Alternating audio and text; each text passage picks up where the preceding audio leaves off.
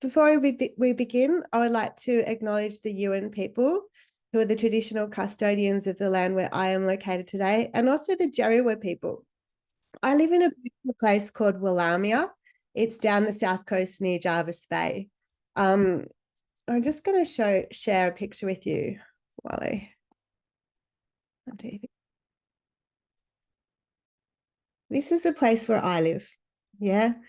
The place is called Willamia. It means good snapper, and you can imagine that there's lots of really amazing fishing in my area.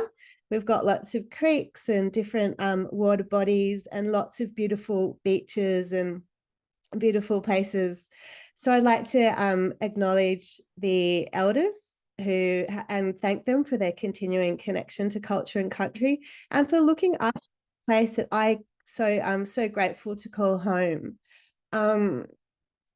Sorry, I'm just letting people in the room at the same time. I'd also like to acknowledge all the elders of the places where you are located today, and emerging leaders. And I'd also like to pay my respects to any Aboriginal, Torres Strait Islander, or any other First Nations people with us on the call today. I would also like to pay my respects to your ancestors, without whom we would not be here today. And also like to acknowledge all the places that we all live and we've all been born in. So I just thought it might be nice just to take an opportunity, just to take a breath together, just to land, remembering our ancestors, acknowledging the elders and ancestors on the locations that we're dialing in from, and just arriving together. Beautiful. So we're going to be talking to Michelle today. And before we do that, though, I'm going to tell you about a few things.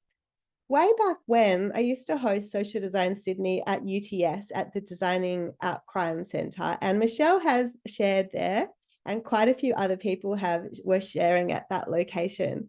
And Michelle mentioned to me, why don't we do a breakout group? And I was like, yeah, that was like the good old days when we used to meet face to face, and Social Design Sydney was a really nice place for us to get together and talk about design and change. So I'm really looking forward to having that kind of thing happening today. So I'm assuming, and I can see quite a few familiar faces, that we have quite a few people here who have been to Social Design Sydney before. If you haven't, an extra big welcome. I started Social Design Sydney in 2013. There is a website. I'll pop all the links in the chat in a moment.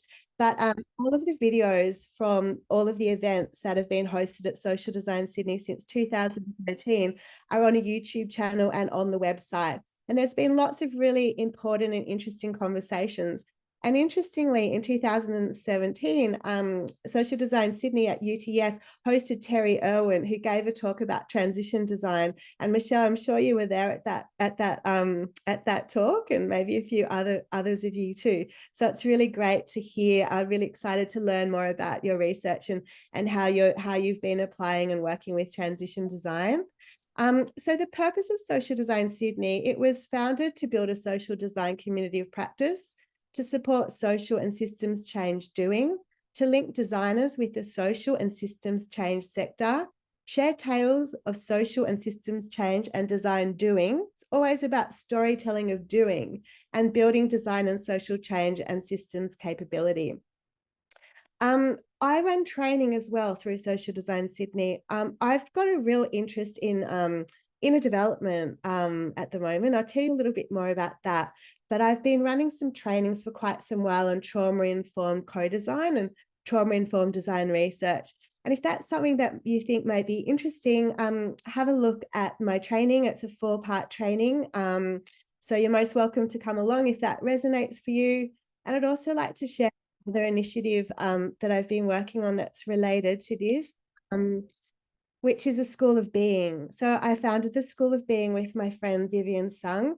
And I think there's a lot of really strong things going on in the world. I think we'd probably all agree about that one. And we started a new business, and we're really it's called the School of Being. We're aiming to, it's around restoring well-being within ourselves, our relations, our places, and our living world. And we focus on being as in inner development, sensing as in systemic sense making, and acting, catalyzing potential. And we draw on a few different things, and one of them is regenerative practice. So on the right, you can see this beautiful flower image that Vivian has made to really try and, visualize the sorts of practices and what we're interested in. So we're really interested at that intersection of inner development and outer change in the world. We really believe that there's a really important marriage between those things. I've been working in change for quite some time, and I've noticed that, we keep trying all these different things, but things aren't really changing as we would like.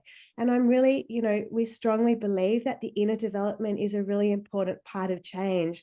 And what might lay at that intersection, what potential and what seeds, what may we sow at that intersection between inner and outer change, where we might be able to seed change from the inside out.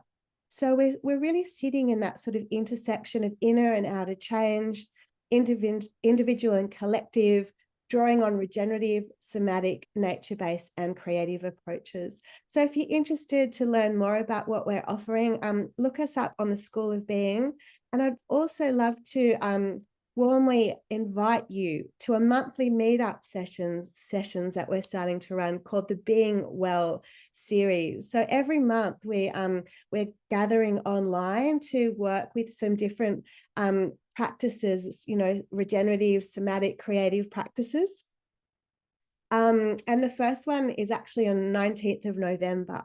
And we're going to be looking at what's getting in the way of your well-being. And then in December, we're gathering again to run something for the summer solstice. So I really warmly do invite you. I think as well, just to note, design is in a bit of a funny time at the moment, as many of you would agree. There's lots of news of lots of agencies closing down, and I'm noticing, and have been for quite some time, a lot of looking for work labels on people's LinkedIn profiles. And it's, the transitional phase in many spheres, but also within, the discipline of design. So really, inviting us all to take good care of ourselves during this time and always, and so that we're more able to meet the future wanting to emerge and co-create flourishing when we're in a well state, and we're yeah. So that's a little intro. There's one more thing which I might also mention. Vivian and I are very interested in systemic constellations. So I mentioned before, systemic sense making. So it's around cultivating, it's a phenomenological practice to cultivate our sensing capacity. Because, when things are unknown, there's lots of information, and sometimes we can get, lost in our heads, and our bodies can have some really, important information for us. So we've been working with family constellations and systemic constellations, and we're offering nature constellations. So this is a systemic sense-making practice where we look at different systems, and seeing systems in different ways can help us see things from new perspectives in order to see change. So really, if you're interested in learning more about constellations work, we've got an article on our website, and I'll pop all these links in the chat. So thank you for, thanks for hearing, thanks for coming. And now I'd love to introduce Michelle. Excuse me for a moment while I just get up her bio.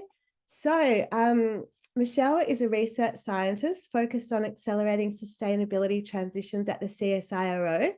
Her research aims to apply and further transitions research through action.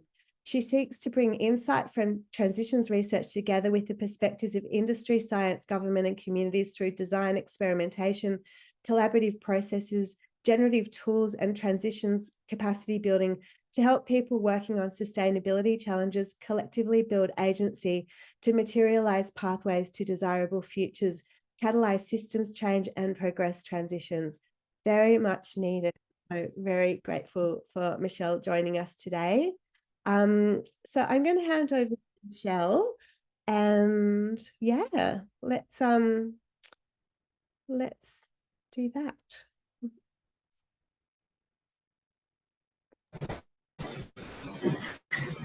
Thanks, Jax. Can you hear me? Yep, it's great. Thanks. I'm getting a warning that I have low network bandwidth. So if I start to be a little funny, let me know. I will turn off my video. Just keep me posted, y'all. Just flag me down. Thank you for that introduction. Thank you, Jax, for so graciously hosting. I cannot tell you how exciting it is to actually be here today and have made it through this process. I'd like to acknowledge that I am coming to meet you from the lands of the Wanneroo people. I'd like to acknowledge traditional custodians, past, present, and emerging. I'd like to acknowledge First Nations people who are here with us today. And I'd also like to say that I hope that I'd like to thank the people that have worked so hard to build my cultural awareness and respect.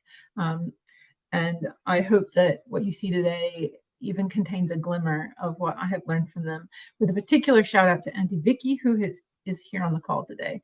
So hello, everyone, and thank you for joining me. Now, so what are we going to do here? If this is a little chaotic, I do apologize. My life is not in a normal state at the moment, so just bear with me, and again, just flag me down. But I will start by just a little bit of what are we going to do?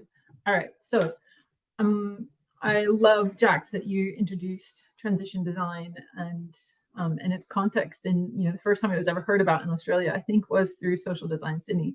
So we're kind of continuing to follow the progression of transition design as a discipline. So we'll talk a little bit more about that, and then I'm going to spend a fair amount of time on the case study, and then just a little bit about the research behind it. And then we'll spend a little time with your thoughts and your reactions. It's really important to me that we talk about the practices that's needed for transitions and how we build our own practices together with others and for ourselves. Do the arrows work? Yay, the arrows work. All right, so context, transition design. It was manifested into the world 2015 by Terry Irwin, Gideon Kossoff, and Cameron Tonkinwise. Cameron was my supervisor at UTS. And it is an emerging transdisciplinary field that is about catalyzing systems change with a particular design flavor. And when transition design started, do the arrows work? Come on, arrows. And transition design was first sort of manifested into the world. It was described as by this framework that you see here on the left. And I started my PhD, that's the little star here, in 2017 when they were first working on their first case study of, hey, this discipline that's a design sort of based oriented discipline needs to exist in the world that works on addressing sustainability and transitions.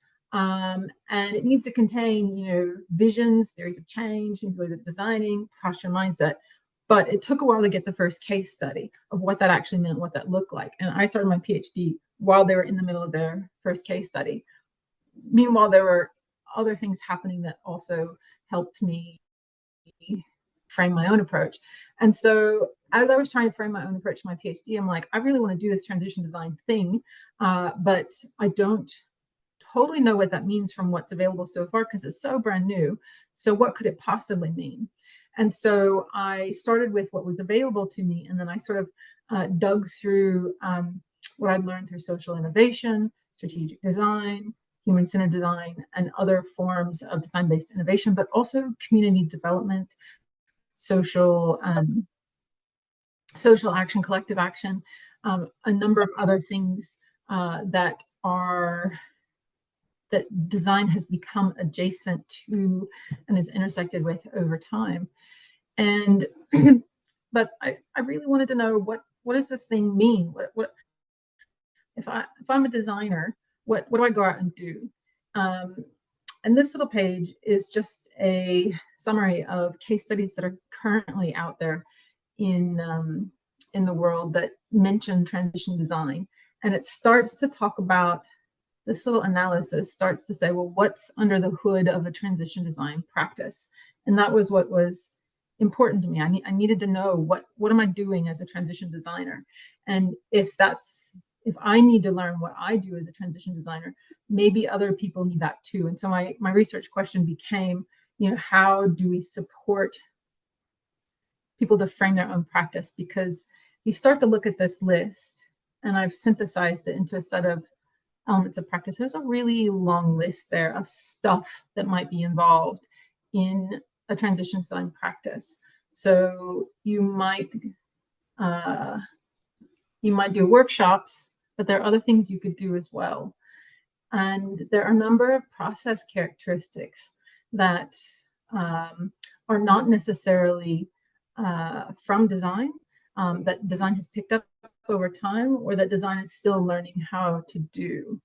And there are also a number of different activities that, if you're new to this stuff and if you're not a designer, you may not have encountered these things before. And there's other stuff. And getting involved in sustainability transitions also means building your own knowledge about how change comes about. And so that feels really overwhelming to me. Like, if I'm not familiar with this context, how do I go about constructing my own practice? And so I borrowed from, what any designer might do. I borrowed from my own practice, what I had done previously, and thought, well, how do I bring this backpack of stuff into this new context? And so that is the basis of how I got involved with regenerative agriculture. As a designer, I had never had a chance to work on sustainability, and that one, bothered me, and two, I was determined. I have been determined for the past 20 years, and I'm trying to understand how to use design to create change at scale. I've been determined to understand how then, as a designer, I can contribute to sustainability, and not just what it was 20 years ago in picking my inks and my stocks and my materials as a graphic designer. I wanted to actually help create social change, but how do I do that? And so through searching for a case study, I came into the problem of regenerative approaches or ecological approaches to agriculture, organic, resilient approaches to agriculture.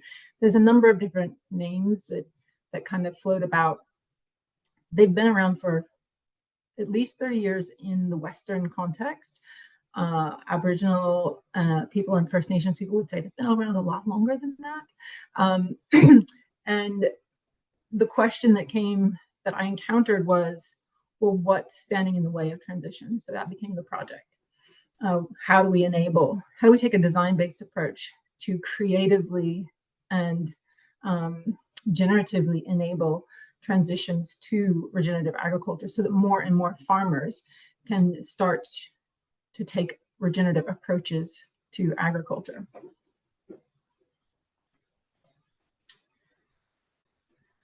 So what did I do? So there were basically three major phases of work.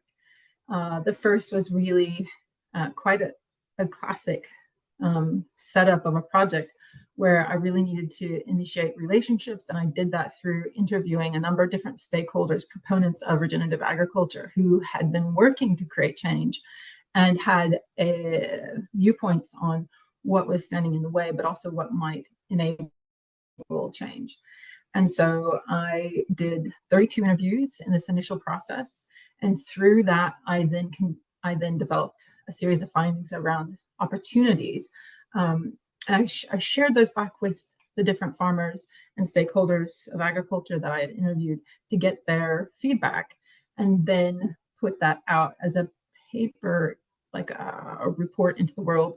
And I invited farmers and other people working in agriculture to say, I'd like to support your change making to amplify positive deviance, what you're doing. Start a collaboration. And I went looking for collaborations. So by taking those different barriers and reframing those as opportunities, I began looking for collaborations in each of those opportunity areas. And then through that process, develop the theory of change. And we'll look at what that looked like in a minute. And then as I got to the end of that process, I engaged in 10 different working groups. About 4 of them became really big projects. And then maybe 5. And then after that, I took all that I learned across all those many working groups and interviews and all those workshops that were involved in those different projects. Sorry, Michelle. Sorry, it's a little bit crackly, the audio. I'm wondering maybe if you took your face video off, maybe it would help the signal. Sorry to interrupt. Got it. Thanks, All Michelle. good, thank you. Okay, how about now? Keep me posted. Better? Okay, so I then wrapped all that up and published a field guide that synthesizes my insights into regenerative agriculture transition, but also into what it means to shape a design practice.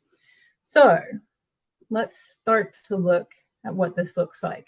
I talked to a lot of different farmers who had come to regenerative agriculture in very different ways and for very different reasons. And they were on different types of land and landscapes. They had different farming systems they were working with. They had different goals. They had different attitudes and perspectives on, how they should approach this regenerative thing or whether or not they should approach this regenerative thing. And so it became obvious that there were really different types of strategies that would then, support really different segments of growers out there to start to transition. And what you're seeing now is an example of personas. I have deliberately worked to adapt it into the transition context. And I note that there are criticisms of personas, and I have talked about that in both the field guide and in my thesis, because I think it's important to try to use our tools in new ways, but to also be conscious of what they bring with them and how they might perpetuate the cultures that they came from. So in getting to know all those different people, one of the things that we did, we started to map the system. And what you see on the left is after a handful of conversations, I started to map how does agriculture work. So underneath at the bottom of this, you have a farm, and then you have all of these different cycles that lay over the top of these choices that farmers make on sort of annual or longer term basis. And as I talked to different people, they added different bits and helped me detail out what was and wasn't there.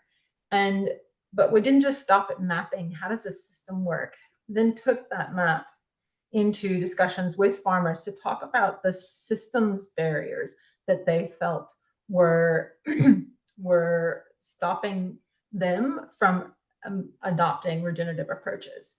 And so through about 10 different workshops, as well as all these different interviews, because I use both methods to collect data on these barriers, they started talking about really tangible things like the need to have on-farm abattoirs, but there are limitations to what they're able to do, but also things like fear and inner self-critic or reductionist science.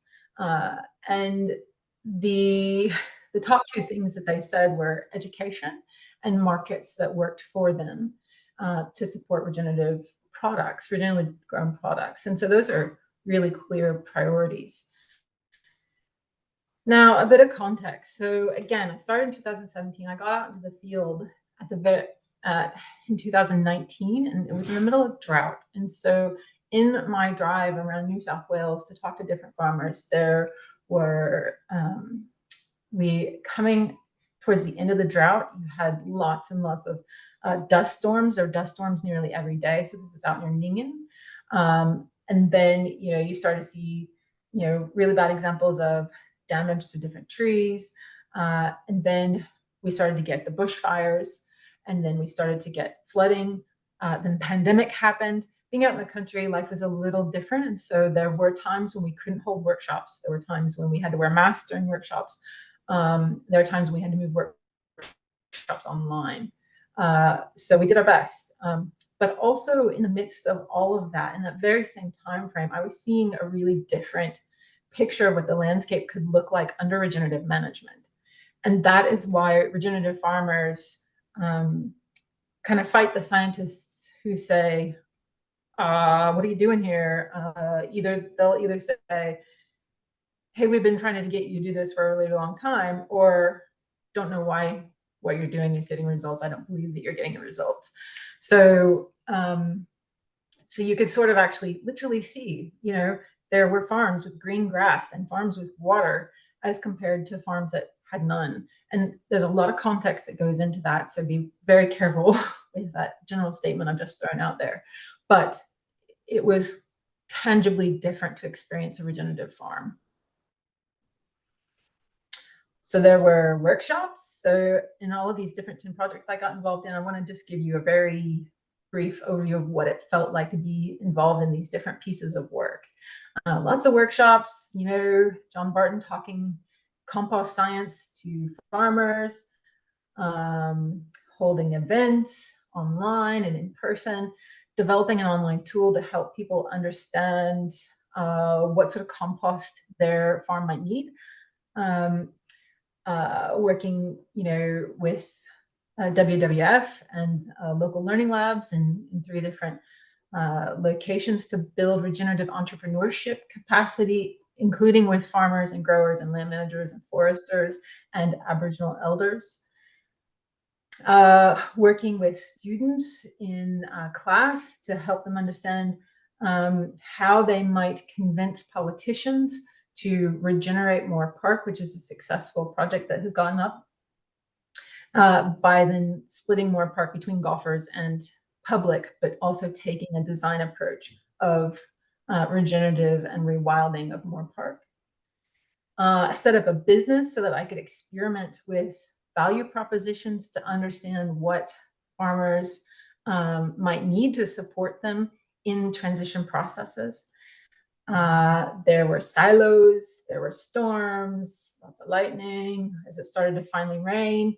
There were some very calm cattle who lined up at the gate to be let into their next paddock every day, which is quite a different thing that regenerative agriculture often involves, that is not necessarily part of other conventional approaches to managing livestock. A lot of times livestock are really afraid of people. They get chased on motorbikes, things like that. We talked about love of place. There were tomatoes and there were gigantic zucchini. There were very calm bulls being fed by Aboriginal young people who had never touched or seen cattle up close for the first time for some of them. There were good doggos, and there were some super naughty chooks, very, very naughty chooks. So that's what it felt like to be involved. And there was method to this madness, and that is what the research was about. So firstly, understanding what complicates transition, what enables transition currently, what might enable transitions to start to turn towards that design question of opportunity. And then, and then what experiments might we explore? And those were the different projects. So how that then lined up. So as I mentioned, it's important to, in transition processes, to understand theories of how change comes about. So this particular one is the multi-level perspective, and it kind of divides what happens among the small niches that form. Regenerative agriculture could be considered a niche. How it then intersects with the dominant way of doing things, which is called the regime, to create change and reform what happens in the mainstream. And then the sort of broader landscape developments of slow-moving cultural trends, etc. And so in catalyzing systems change, as a designer, that means that you have interventions at each of these different points. And so going back to the systems map and asking farmers about what would help, we start to understand really different opportunity areas at the niche level, at the regime level, and at the landscape level. And you can see that they, map all over. They map all over the map. Sorry, that's a terrible phrase. So what I then did was understood how these different discussion of what stops at transition then relates to the currently known enablers and how those then relate to specific opportunity areas. And then here you see all of the 10 different projects that I got involved in. Now, this was my first go. I'd never done this before. And so finding people who wanted to work with me on this was one of the biggest challenges, right? Like nobody in agriculture knows who the heck I am. So I had to go about trying to build as many relationships as possible. And one of the things that is so wonderful to me is that even though these started in maybe really different places, a bit farther from regenerative agriculture than you might think, they came towards that. What does it mean to transition to sustainability? And these small projects have become, some of them, multi-year collaborations, and collaborations that I hope will continue long into the future. And so then to bring all of that together, I developed a draft theory of change for sharing with industry. And so this is sort of where the case study starts to culminate and close. Okay, went out there, did all this. How might we transform this sector? Well, here's a theory of change.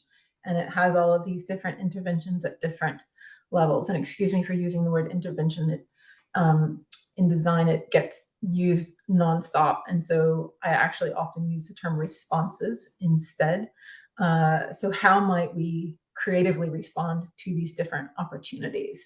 And this theory of change stacks the change within these different opportunity areas upwards in terms of, particularly economic and social outcomes, but it also runs left to right in terms of, even if you do small things, it can have an environmental impact. And a lot of theories of change don't have the social and economic, well-being impacts are quite qualitatively different from the environmental impacts. And we don't always track environmental impacts of sustainability initiatives, which is quite interesting. And so this theory of change is constructed so that as progress is made and the theory of change progresses, you can track at scale the increasing contribution to environmental outcomes. And I've used a existing tool, and I've tried to adapt it because I felt that for anyone coming into this, they could pick up tools from the transition design practice, or they could take the tools that they had and try to figure out how they might be used in this context. And so that's the approach I took: how to use these tools in this context and how to adapt them for transitions and to work in ways that were consistent with that way of being, if you will, which I'll talk more about in a minute. So the research behind it, I've missed something.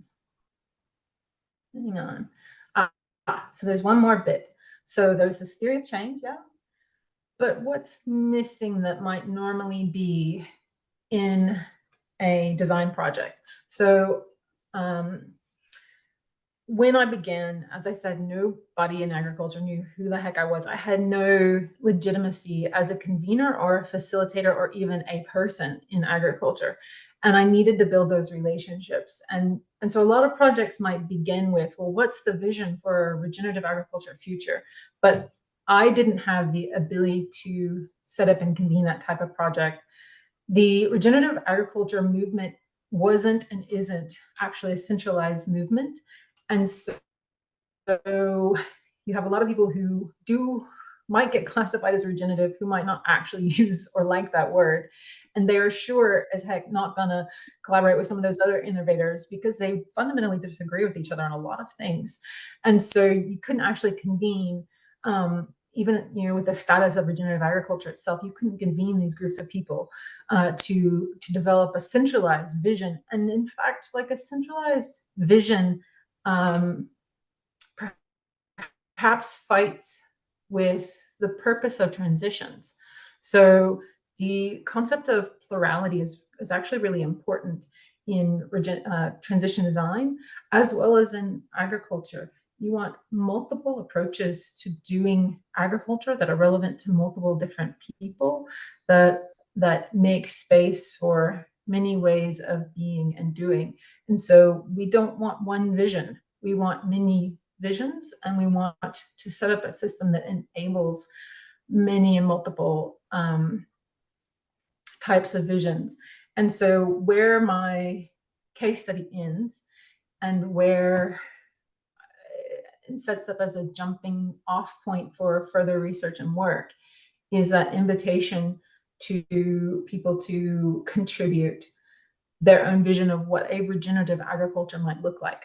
And not just what farmers are doing on the ground, but what is that food systems and food and fiber systems look like?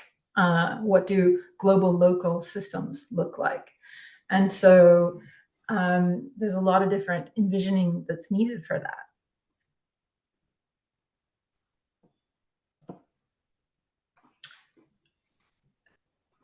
So this is a project of learning about methods by going out and doing methods. So there was a phase of research prior to all of my interviews to understand and develop a theory of what the project might look like. And then at the end, to go back and reflect on the project and understand what I'd learned about doing transition design in this context, but also what I'd learned about transition design in general. And over the many years which this took me, transition design kept growing and kept adding case studies. So that screenshot I showed you of the analysis of different literature, all those case studies happened in that time frame. And so what I told you in my advertisement about what this would be about, I would tell you what I learned from farmers. So I have not yet said to you what regenerative agriculture is. The definition is contested, and there's a lot of literature about it. And it is also the source of a lot of arguments on Facebook and things like that. But the participating farmers, the folks I spoke to, said that it works because, or when, it is holistic. And some of them will mean holistic in terms of their approach to the landscape, but others will mean socially holistic. And then the field guide includes about 30 different forms of what they said socially holistic might be. Some also mean spiritually holistic. There's variation there, but it's a starting point.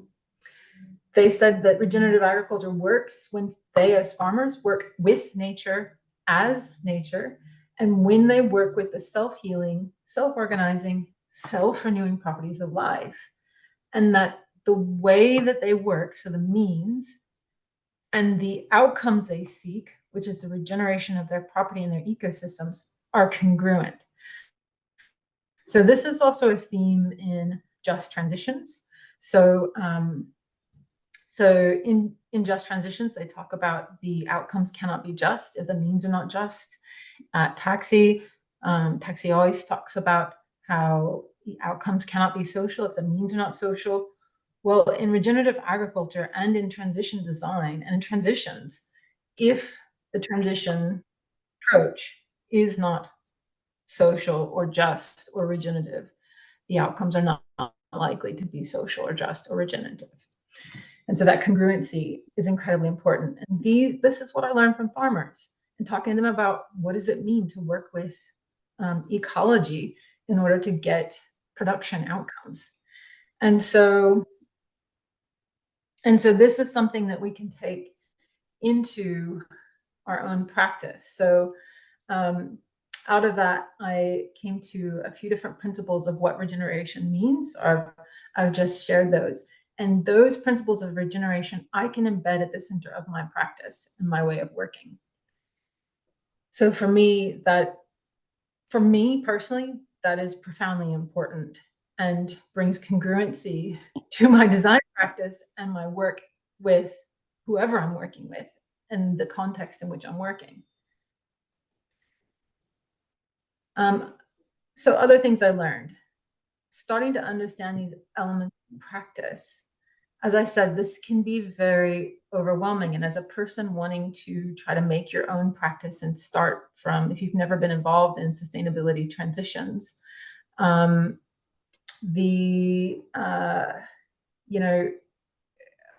do you even begin?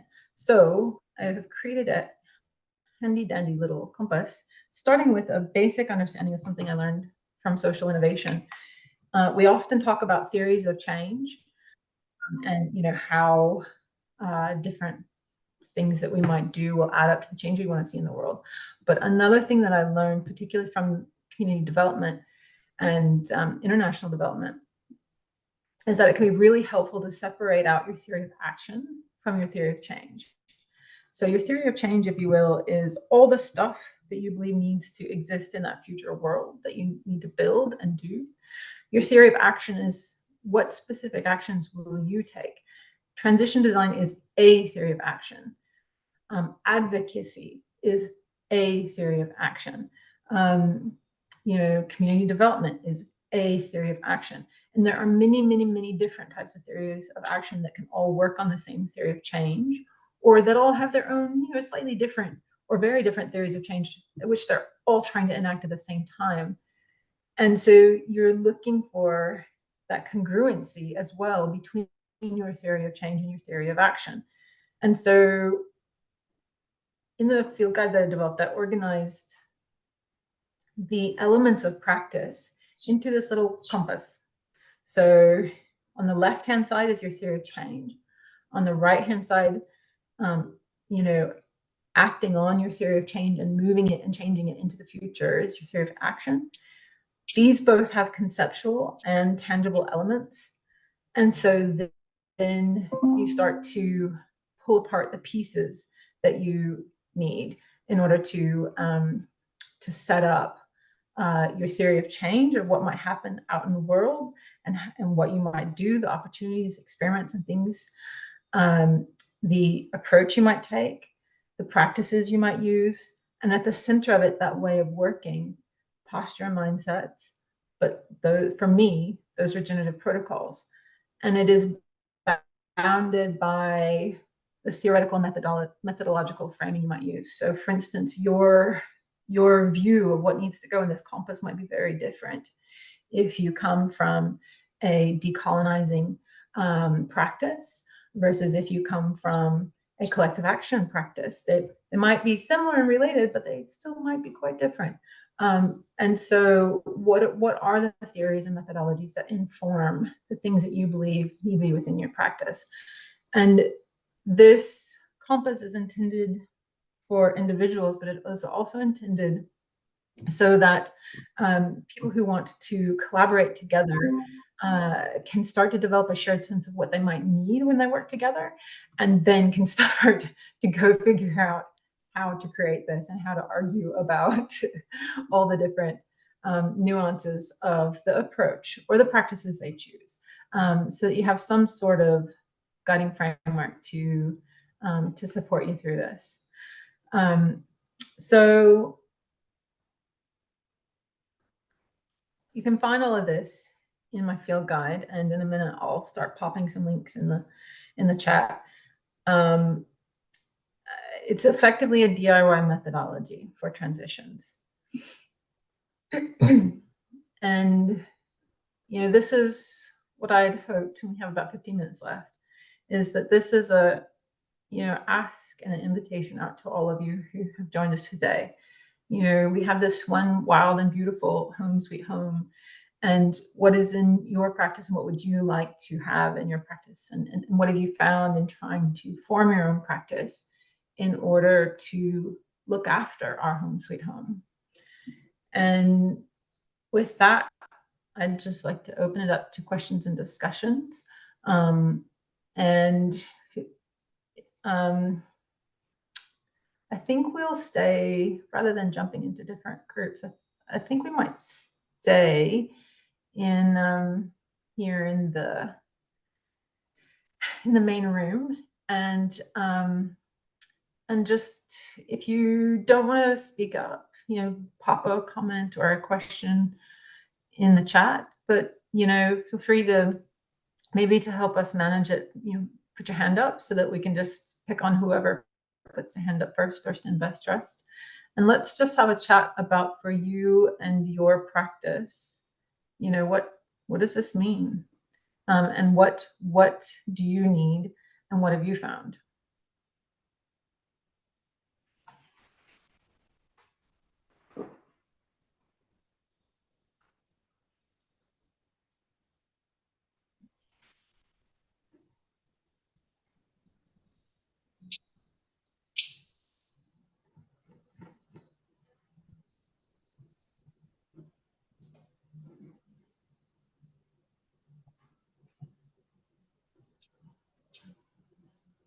Thoughts, reflections. Ewan, jump in.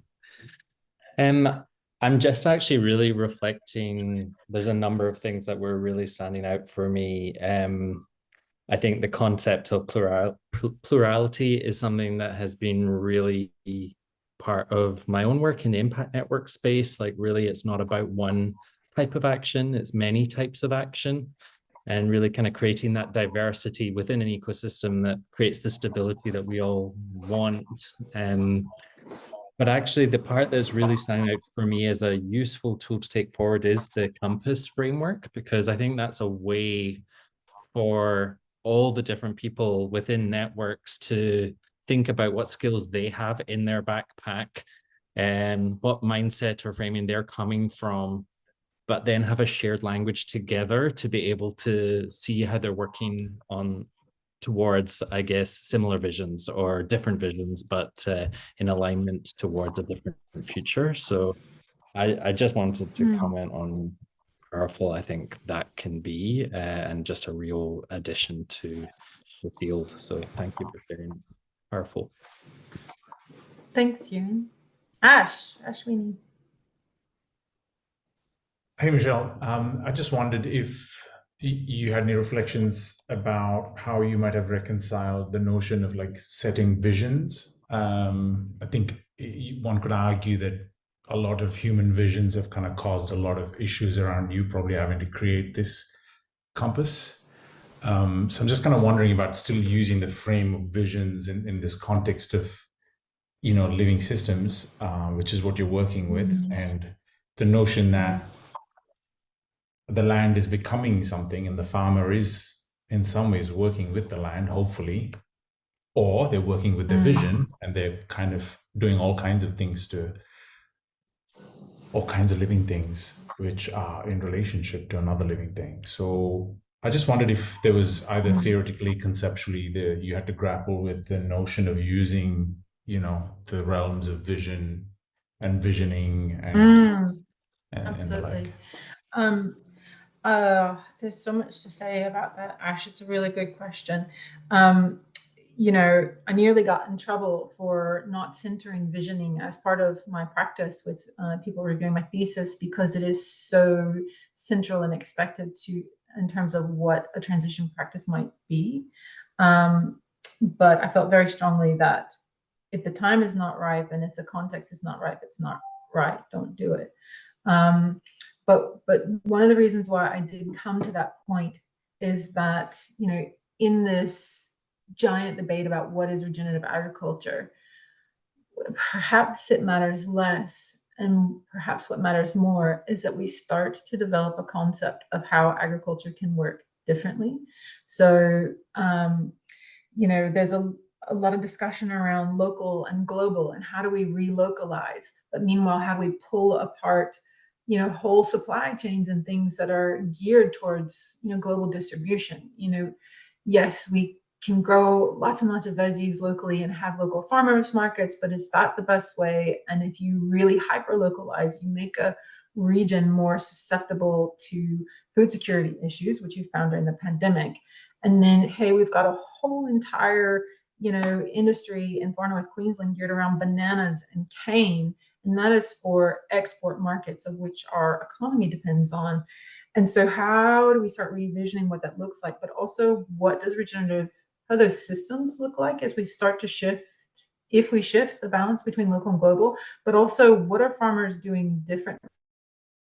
And if you do a Google search around agricultural visions, it's actually quite hard to find visualizations. As a designer, I cue into what does it look like when we're doing this differently. And there are very few visualizations of what farms of the future look like that aren't technocentric visions. And I don't argue that there isn't technology involved in a regenerative farm, but what's the regenerative component? How does, ecologically speaking, what does that look like? And if we can't answer that question, if we can't imagine in our mind what that farm looks like and how it operates, then how do we help, you know, people transition to that? So I think, you know, like a strategy and a plan, like a vision is perhaps only as good as the moment of doing it, or the trying to make yourself think about it, or trying to discuss it as a group and arguing about it. Maybe that's its worth, you know, like a theory of change as well. But also starting to make a new way of doing things possible. That's what visions help us do. But as you say, there's lots of risk in them, and there's, oh, should it be futures that we imagine? Should it be scenarios that we imagine? Things like that. So, Wojtek.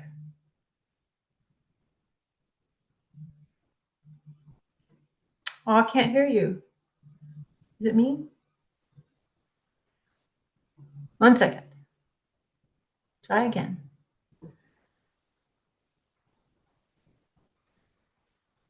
Oh, I promised links. While you're doing that, I'm going to attempt to grab links.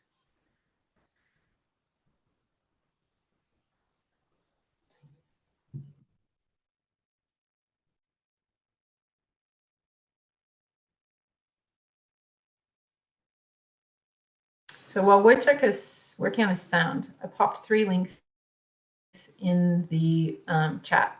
So the first link, the bottom link, is my thesis that is available open access for free.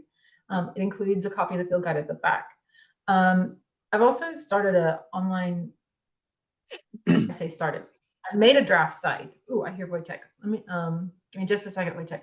Made a draft site called Transition Kitchen, where I'd love for us to talk about what resources do we need, and to just start piling and pouring resources into, you know, a kitchen. If you need to go work on transitions, what are the tools and things you want to pull out of the drawer and out of the pantry? So it is bare bones right now, but that has a digital version of the field guide, as well as an opportunity to purchase a physical copy of the field guide for purchase if you'd like to support the creation of this transition kitchen thing, which is currently the most basic thing you've ever seen in terms of a website. And then there's a link to the Transition Ag project as well. Wojciech. Oh, yeah, sorry about the glitch. Look, first of all, it's really good to see you. It's been years, so I'm glad. And I really admire the work you've been doing in this space. You know, we've worked before in the design field for a while, and where I went after that was more organizational behavior, and a lot of the work I do also is on leadership and organizational change. And you know, I'm borrowing from all sorts of different parts, so this is kind of making me think in new ways. So thank you for that. And my comment, or I guess my question, or maybe like a area that I'm drawn to after listening to you is, you know, I'm looking at the compass, and you know, I loved how you separated the theory of change from action, and where my curiosity was going was the actual experience of change. Like there's and maybe this is, I'm not sure, like I'm sort of more curious now as to what was the experience that people that successfully, however you define success, had to deal with to go through that process. And where I'm coming from is I completely kind of agree, by the way, with you around vision. I think there is that I would contest that as well from my field. But because very often what people encounter is inability to imagine something until they let go. and letting go of what is existing, is very much bound with their identity. And this is the kind of lens that I was curious about. How would that lens of, I am not the same person as I was if I go. My livelihood, everything might change. I mean, I'm imagining things here. I haven't been in your field and talked to these people, but I want to open that up. That's so one of the things that I think about is the difference between inside out change and outside in change. So one of the things that's quite written about in regenerative agriculture is the role of crisis and personal values, et cetera, in transitioning to regenerative agriculture. It's part of Charlie Massey's PhD, and he writes about it in the Call of the Reed Warbler. And so there's this sense that if you are going to transition, you must change your identity first. You must change your way of thinking first, and your mindsets and all of that. And that works for some people who are like, that's a relief to me. I'd like to actually adopt something that's more congruent with how I believe things should be done.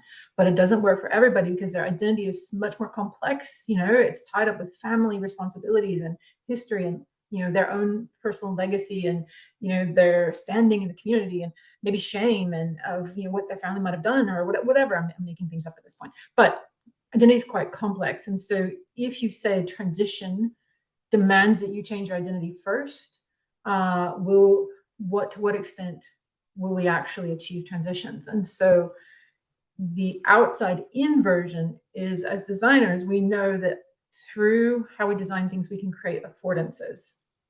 So if we start to work on the system and the conditions that support people to make really different choices, maybe they don't have to change their identity just yet. Maybe they can just start to tinker around the edges, and the more they tinker, the more they like it. And maybe after 15, 20 years, they find that they are a different person, but they have brought that identity and parts of it with them as they transformed it over a very long time. Charlie Arnott's story is actually a lot like that.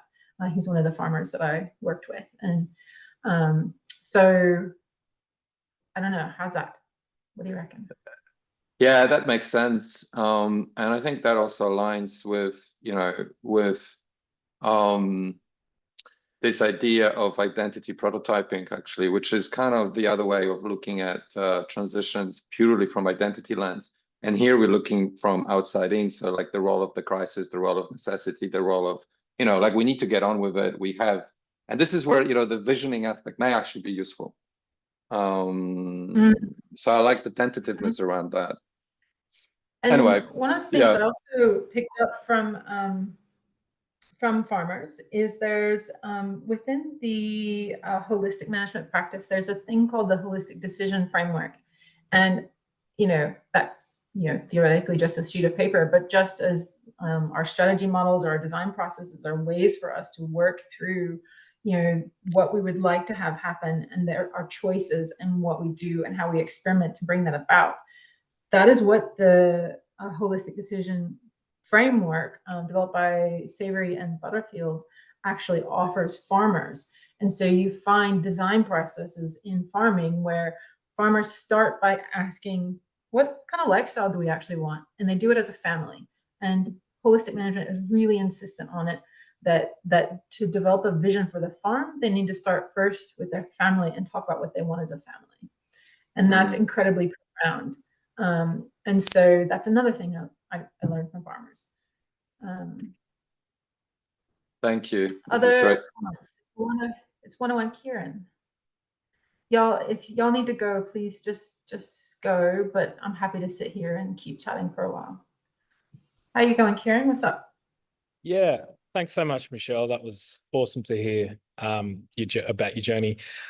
I suppose that towards the start, actually a couple of times you mentioned that when you were first kind of entered the scene and you field research and they were just wondering, who is this person? What are you doing? I wonder how that shifted through the process of being there, and in particular, their perceptions of the role of a transition designer and the benefits that brings with a systemic perspective. How,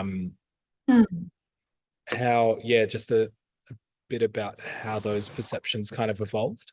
Would be nice to hear about. Sure. You know, when you need to work into a really foreign context, you don't go talk to the people who are gonna reject you actively first. You kind of go try to find friendly people first. And so in my research, you might have noticed that I mostly worked with proponents. There was a phase where I did of regenerative agriculture, people who are already interested in or trying to transition. And I slowly moved outward to who's thinking about transition, but not sure. And I only got to that in the margins. It was much more difficult to engage one-on-one with people, with farmers who are like, oh, God, no. Oh, what are you talking about? Like, back off, buddy.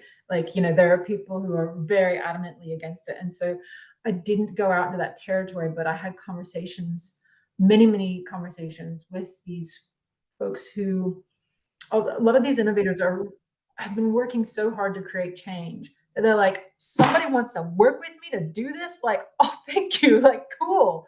And so a lot of the innovators are really progressive in their thinking, and they are natural systems thinkers, and they start to say, oh, I could use that. So what was really important was, you know, that basic design process of, I'm going to listen to you, I'm going to play back what you said, and I'm going to check to see if I captured what you said realistically.